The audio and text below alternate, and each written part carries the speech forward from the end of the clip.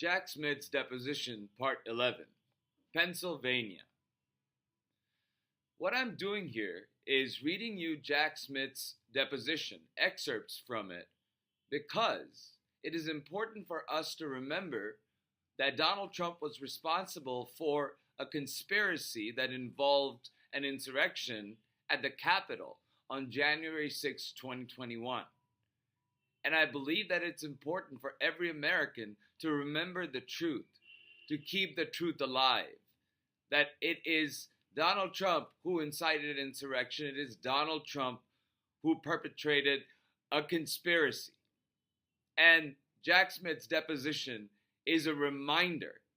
I'm doing these in chunks because it's kind of impractical to ask anybody to spend whatever amount of time reading a 250-page deposition transcript or listening to it for 8 hours. And so I'm breaking them up into chunks of under 10 minutes.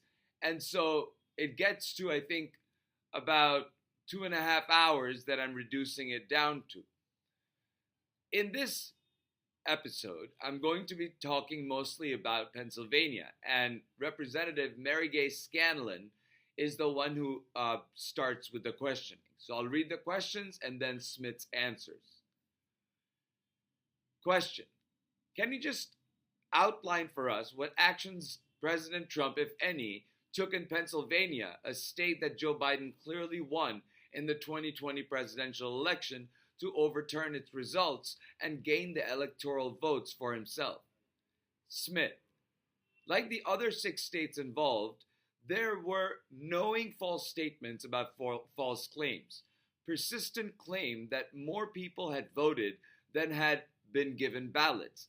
And it was a very clear thing that we were talking about 2 different elections. And there's email traffic among his staff and people who worked for him, and how obvious this wasn't true, and persistently kept making that statement over and over again.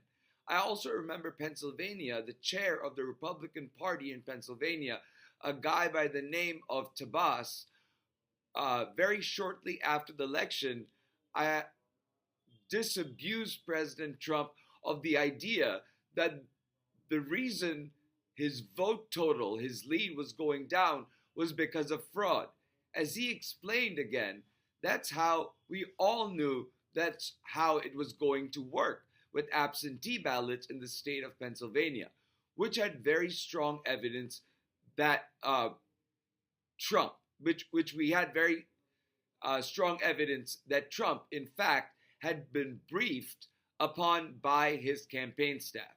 So those aren't the only examples, but they're the ones that come to mind as I sit here now.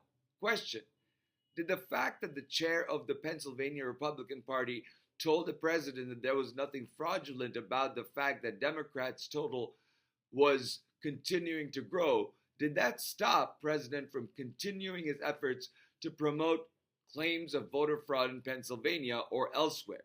Smith: it did not. But again, that witness, Mr. Tabas, was of a similar group of witnesses who, these were not enemies of the president. These were people in his party who supported him. And I think the fact that they were telling him these things would have had a great weight and great credibility with the jury. Question: it's kind of the principle that we use in the law as an admission against interest. So you're admitting something against your self-interest. You know, when your party loyalty would lead you to support the president, but instead you're saying, no, he's wrong, do you think that might have given them credibility? Smith: yes, I think witnesses of that nature would have had very strong credibility. Question: did President Trump carry out his fraudulent elector scheme in Pennsylvania as well? Answer by Smith: yes. Question: how? Smith: well, what happened with the electoral plan was when they came up with the idea of having these fake electors, there were certain electors who would just not put up with it. Thomas Marino, I think he is from Pennsylvania, is an example of that.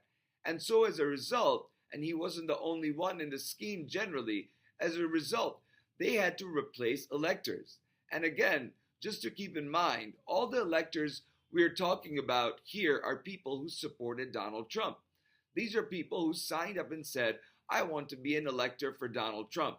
And these people, when they stepped out, they had to replace them.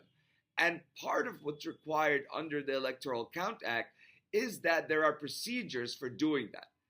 And they couldn't follow those procedures because they were replacing people without the consent of the governor. Also in Pennsylvania, there was a call where electors were pushing back on this and also wanting to be covered if there was liability and, to be indemnified. And they wanted statements in their certificates basically saying you're only going to use this if you win these lawsuits, the election lawsuits that Donald Trump was legally pursuing. And there was a text chain with some of the people who were carrying out his scheme for President Trump basically ended up what it said. I think he said, whoever puts this slate together should be shot. In your investigation, did you find that people who were conspiring with the president to push his plan for telling electors one thing and then using their certificates in another way? Smith, yes, the electors were told that they would only be used in these circumstances.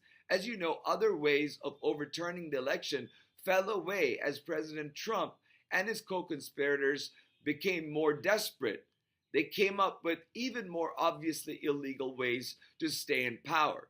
And it eventually devolved to, let's just say, that these are the electors, regardless of whether any court had said so. The governor had said so. The people of the state, and most have said so. And they didn't go back to electors and say, hey, we're going to use your name if we won the lawsuit. They just went ahead and used it. And I think, again, when among fake electors, there have been witnesses, one witness in particular in Georgia, who I thought would have been very powerful I would never have done this if I thought they were going to use my name to overturn the will of the people just because one person said so. So that is the questioning of Mary Gay Scanlon of Jack Smith, talking about how electors were being fraudulently cajoled into Donald Trump's corrupt criminal scheme to overturn the election. And it's quite clear that Donald Trump went out of his way and put these people in untenable positions, these people who were already on his team, but who were not willing to break the law or the constitutional republic which they were going to be electors for.